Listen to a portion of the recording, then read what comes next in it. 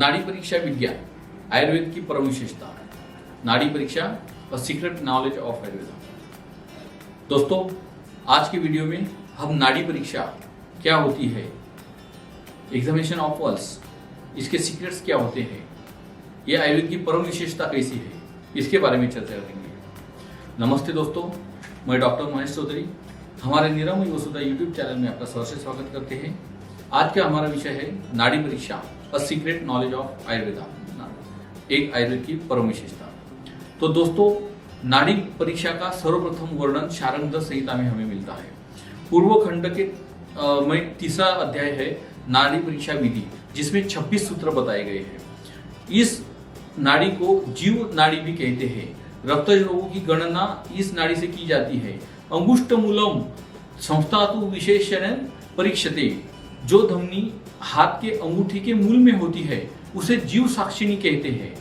श्री रावण कृत नाड़ी परीक्षा संहिता है, जो रामायण की जो रावण है उन्होंने नाड़ी परीक्षा, रावण बहुत उच्च कोटि के विद्वान थे, परम शिव भक्त थे, ये हम सबको पता है। उन्होंने बहुत सारी आयुर्वेद की संहिताओं का रचयिता है, वो रचना की है।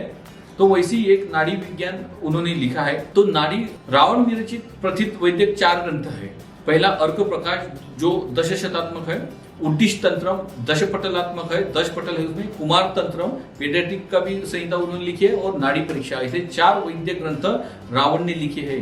ये बात है, आपको हैरान होगी, क्योंकि आप रावण की तरफ देखने का और रावण के बारे में सोचने का अपना नजरिया बहुत ही निगेटिव है।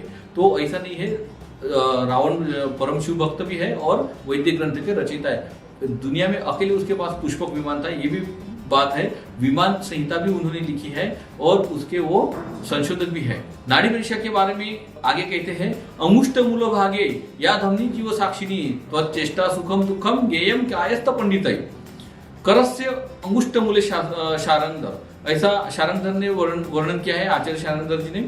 जो करस्य अंगुष्ठ मूले, जो मतलब थम होता है, उसके मूल भाग में जो नाड़ी अहित रेडियल बोन हम देखते हैं उसे जीव साक्षिणी कहते हैं। और डॉक्टर वैद्य भी जब प्राणों की सचेतना या फिर जीवितता चेक करने के लिए, देखने के लिए भी वही नाड़ी का इस्तेमाल करते हैं।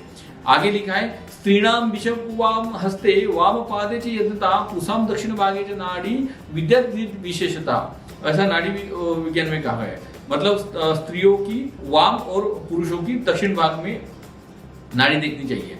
आगे लिखा है, कदाचिन मंद गमना कदाचिन वेग वाहिनी दोषोद्भव रोग विज्ञेस विषय।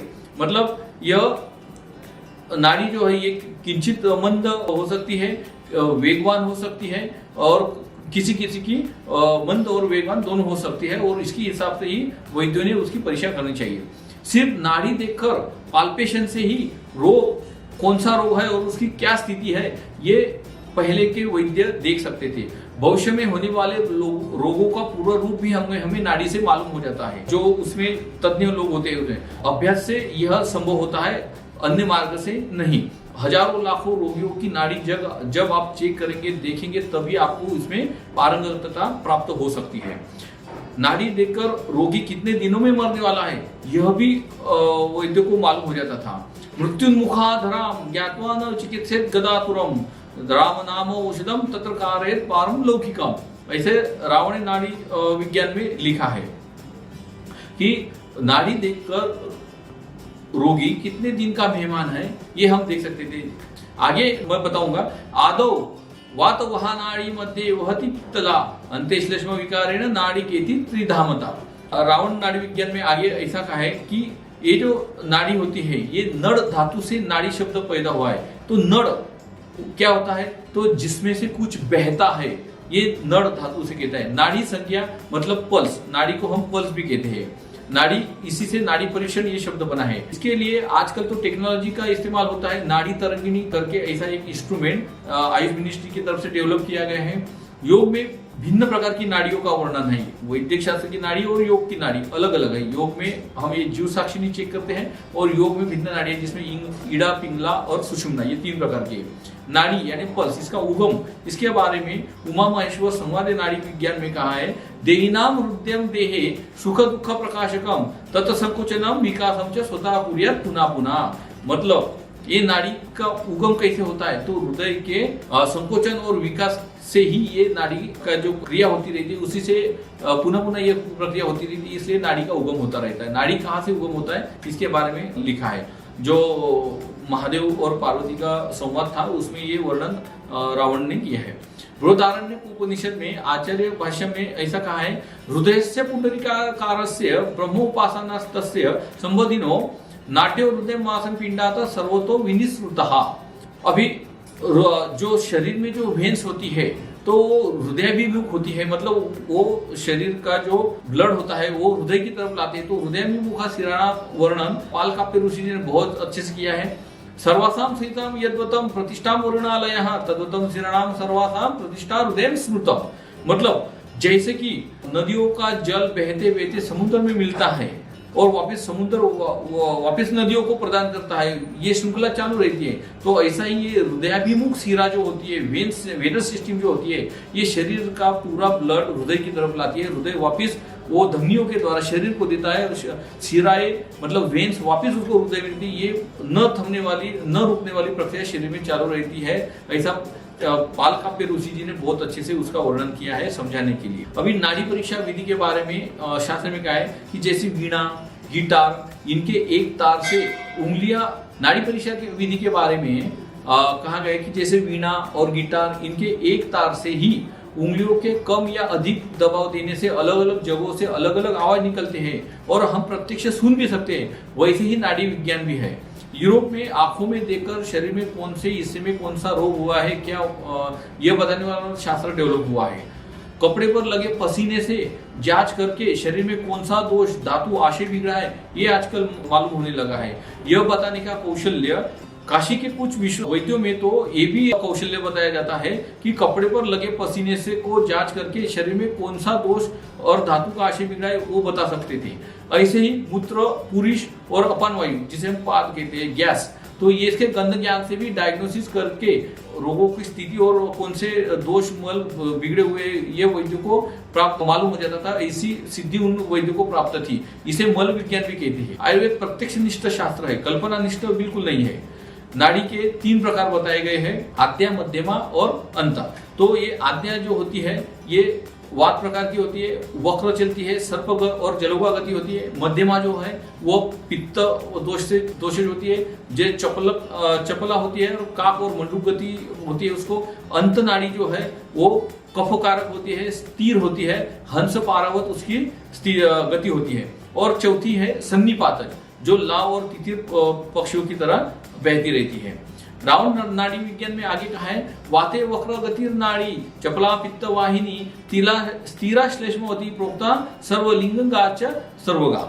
वात की वक्र गति होती है, जैसा मैंने आपको डिटेल में बताया वही श्लोक इधर कहा गया है। नाड़ी परीक्षा का महिमा बताते हुए रावण नाड़ी विज्ञान में कहा है, अगणित महिमो साधकानंददायी सकल विभव सिद्धे दुर्गति ध्वांत हंते अमृत जलाधिजाय जात रूपात्मक मत्ते मधुरी वपुताय चेंदिराय नमोस्तुत्य। तो रावण जी ने बहुत अच्छे से इसका वर्णन किया है कि नाड़ी के गति कैसे होती है, अगणित महिमा होती है, वो सब उन्होंने डिटेल में कहा है। भविष्य में होने वाले रोग क्या है वो भी रावण ने अपने नाड़ी विज्ञान में कहा है, भावी रोग प्रबोधाय स्वस्थे नाड़ी परीक्षणम। तो और इसके आगे कहा है, धमनी वदंती विविधा नाड़ी गति विज्ञानम। अभी ये हो गई नाड़ी विज्ञान। मॉडर्न साइंस पल्स एग्जामिनेशन में कहते हैं कि उसके लिए पाल्पेशन करना चाहिए, ऑस्कल्टेशन करना चाहिए। मेन स्पर्श से ही वो पाल्पेशन होता है। ऑस्कल्टेशन मतलब स्टेथोस्कोप से श्रवण करते हैं। इन्फेंट्स में ब्रैकियल और फिमोरल पाल्पेशन करते हैं पल्स एग्जामिनेशन करने के लिए। और ओल्डर में radial, brachial, carotid, femoral, post tibial, dorsalis pedis ये पाल्पेट किए जाते हैं। ऑस्कल्टेशन के लिए कैरोटिड, सबक्लेवियन और फिमोरल भी देखते हैं। हाइपरटेंशन में abdominal aorta needs auscultation in all types of hypertension. अभी पल्स फीलिंग, आयुर्वेद में पल्स कैसे फील होती है, कौन सी बीमारी में, इसके डिटेल वर्णन किया गया है। जैसे अगर मल अजीर्ण है तो शीघ्र आवहत मंद नाड़ी होती है। रक्त पित्त में मंदा और कठिना होती है। कास कफज में स्थिरा और मंदा नाड़ी होती है। श्वास रोग में तीव्र गति होती है, मतलब टैकीकार्डिया होता है। रोग राज जिसे कहा गया राज अक्षमा, इसमें नाग गति होती है सर्पवत। मध्यात्य में सूक्ष्म नाड़ी होती है, वीक पल्स होती है। अर्श रोग में स्थिरा मंदा, क्वचित वक्रा और क्वचित रुजु होती है। अतिसार में मंदा होती है, जलौकावत होती है। ग्रहणी रोग में मृत सर्पासम उसकी गति होती है। मूत्राघात में मुहुर भेद स्फुरणे संप्लुता ऐसी स्थिति होती है, ऐसी गति होती है। प्रमेह में जड़ होती है और सूक्ष्म होती है। पांडुरोग में चल और तीव्र होती है।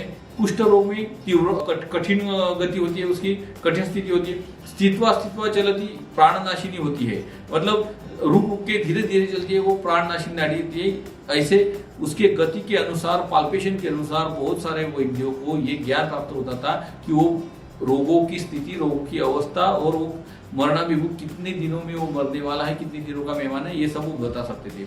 अति तीक्ष्णा और शीत नाड़ी, उसका लक्षण बताए जीवितम हंत्य संशयम, मतलब वो बचेगा कि नहीं बचेगा उसका संशय पैदा कर देती है अति तीक्ष्णा और शीत, मतलब ये क्रिटिकल कंडीशन जाहिर कर देती है। अग्नि समझोर में शीघ्र नाड़ी होती है, 1 से 20 दिन का ही मेहमान होता है। असाध्य लक्षण में पिछला और अति चंचल होती है। मृत्युदायिनी स्थित्वा गति होती है।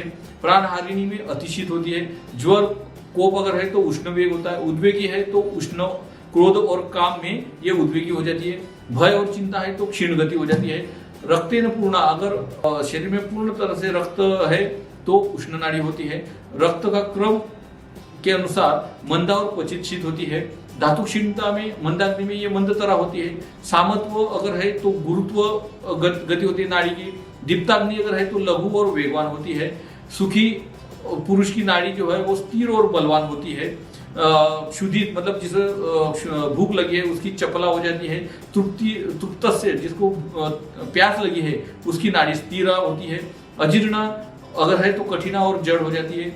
मेह, प्रमेह और अर्श और मलाजन में शीघ्र स्पंदन गति की हो जाती है। गर्भिणी में गुरु नाड़ी होती है जिसे हम द्विनाड़ी भी कहते हैं।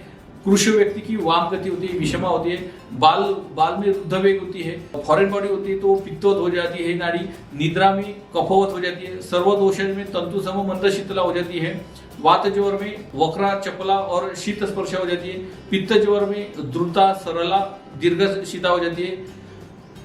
इस प्रकार से हम नाड़ियों की पाल्पेशन करके, एग्जामिनेशन करके हम रोगों की और रोगियों की स्थिति बता सकते हैं। आगे लिखा है हृदयम चेतना अधिष्ठानम तत्र चैतन्यम संग्रह।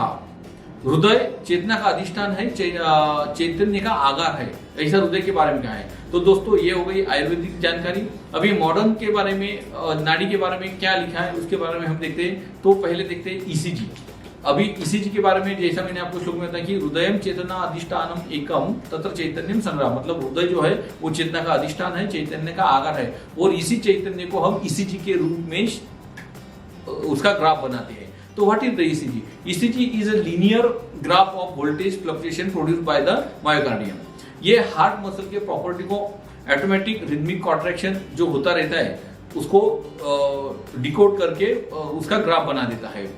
पल्स जिसे हम नाड़ी बोलते हैं, उसकी रेट, वॉल्यूम, रिदम, कैरेक्टर देखते हैं उससे, और उसकी जो वेव होती है उसकी condition of the arterial wall हमें मालूम पड़ जाती है। हृदय की स्थिति जानने के लिए 2D को और एंजियोग्राफी ये भी जांच करते हैं आजकल। इसका रेट जो होता है वो 60 to 90 नॉर्मल होता है। अगर 60 के नीचे है तो उसे ब्रैडिकार्डिया कहते हैं, 90 के ऊपर है तो उसे टैकीकार्डिया कहते हैं। रिदम के बारे में, वो रिदम जो होता है वो रेगुलर होता है। साइनस अरिथमिया में रेगुलरली इरेगुलर होता है जिसे हम एक्टोपिक बीट्स कहते हैं। Irregularly irregular, multifocal ectopics, atrial fibrillation.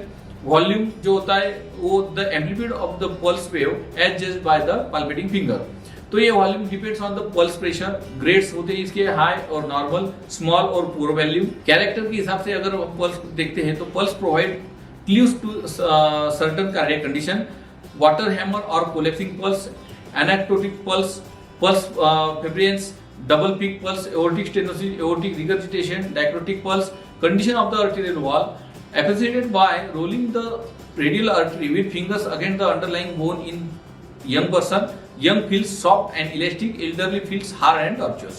What is the pulse? Examination of pulse as a diagnostic sign has a long history and dates back of many centuries. It has been a common factor in almost all systems of medicine, medieval, ancient and modern, oriental and occidental. Large volume pulse, anaemia, thyrotoxicosis and pregnancy, जैसा कि मैंने ऊपर बताया, rises rapidly and collapse suddenly, aortic valve regurgitation. तो दोस्तों इसके अलावा भी आयुर्वेद शास्त्र में, रावणपुर नाड़ी विज्ञान शास्त्र में बहुत सारी बातें कही गई है, वो एक ही वीडियो में सब जानकारी देना असंभव है, इसलिए आपको ये वीडियो ज्यादा बोर ना हो, इसलिए हमने इसको बहुत ही संक्षिप्त रूप से बनाया है। हम आशा रखते हैं कि आपको ये वीडियो जरूर पसंद आया होगा। अगर पसंद आया है तो हमारे YouTube चैनल को जरूर सब्सक्राइब कीजिए, अपने दोस्तों को प्रमोट कीजिए, उनके साथ में ये वीडियो शेयर कीजिए, वीडियो को लाइक कीजिए और बेल आइकन जरूर दबाइए। धन्यवाद।